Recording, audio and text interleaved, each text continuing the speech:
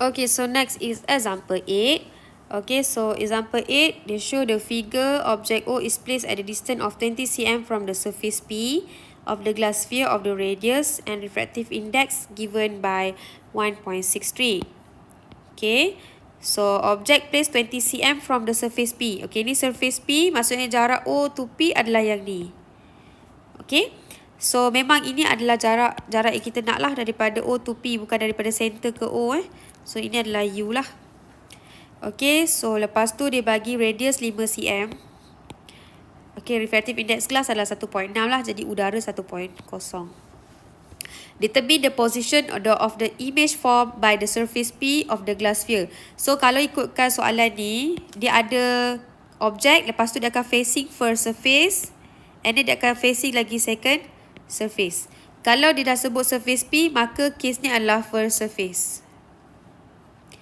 Okay, so mula-mula sekali awak nak buat, awak kena tengok yang first surface dulu.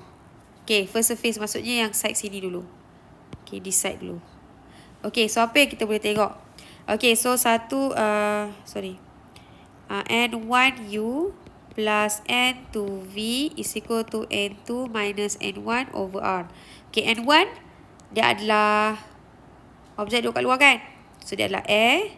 Bahagi dengan U, jarak masih daripada surface kepada objek 20 cm.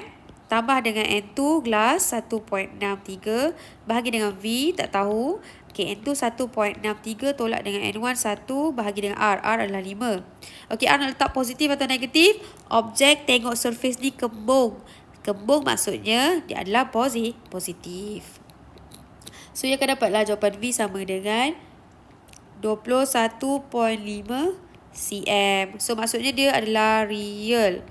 Okay, real ni duduk di mana? Okay, real ni duduk same side object. Okay, same side object. Dia opposite side object lah. Okay, real. Real maksudnya objek sini, image akan opposite side lah. So, image akan duduk di antara P, surface P, 21.5. Kalau dekat sini, dia dah jadi 10. So, duduk belakang lagi lah. Kat sini. So, ini adalah image yang terhasil. Okay. So, real. Jadi, dia akan duduk at the... Okay, lupa nak tulis. Sebelum ni nanti you tulis objek. So, sini front surface, ni back. Sini front, sini back. Okay. Sebab objek nampak front, back macam tu. Supaya senang nanti awak nak sebut at the back of surface ke kan. Okay, so sekarang ni objeknya adalah real, duduk di belakang. Jadi duduk dekat mana ni? Ni surface pertama, huruf B kan, duduk di belakang. At the back of first refracting surface. Okay, so kita tengok pula yang kedua. Okay, the position of the final image formed by the glass sphere. Sebenarnya case ni berturutan tau. Awak takkan nampak satu-satu side. Jadi kita just kira saja. Benda ni berlaku secara langsung. Maksudnya terus pada final image. Tapi dia suruh kira dulu kat first surface. Okay, so untuk final image, you punya image tadi ni dia akan jadi secondary object. Kita panggil imaginary object lah. Okay, objek ni yang kita akan kira untuk final image kepada second refracting surface. Okay, so sekarang ni awak nak refract pada second refracting surface. So, second refracting surface, sekejap saya guna colour lain lah.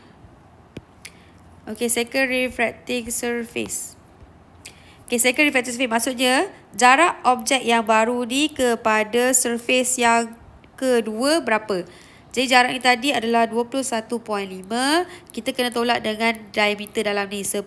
Jadi dia akan tinggal U prime sama dengan 11.5 cm. Tapi 11.5 cm ni positif ke negatif? Awak tengok dekat glass ni saya dah label front dengan back. Image duduk side sini kan?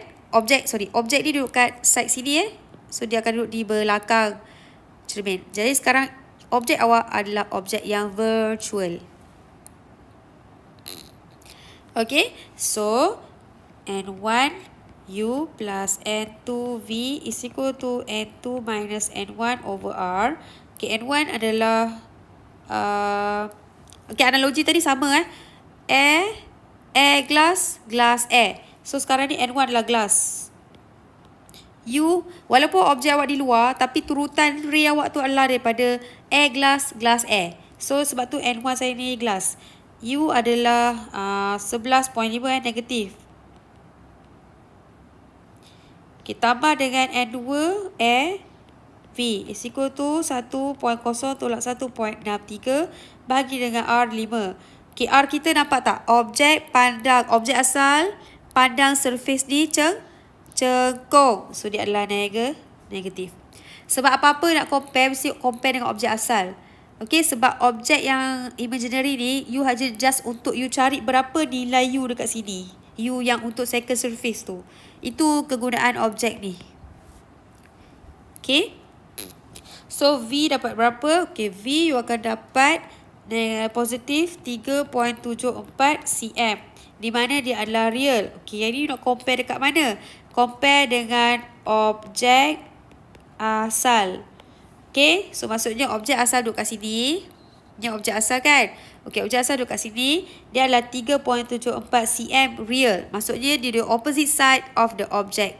Jadi duduk side sebelah sini. Okay, so berapa jarak dia? So, dia akan jadi jaraknya daripada second surface. So, ke ni. Maksudnya sinilah kot kurang daripada 11.5 lah sebab dia 3.74. So, di sini. Inilah image yang terhasil.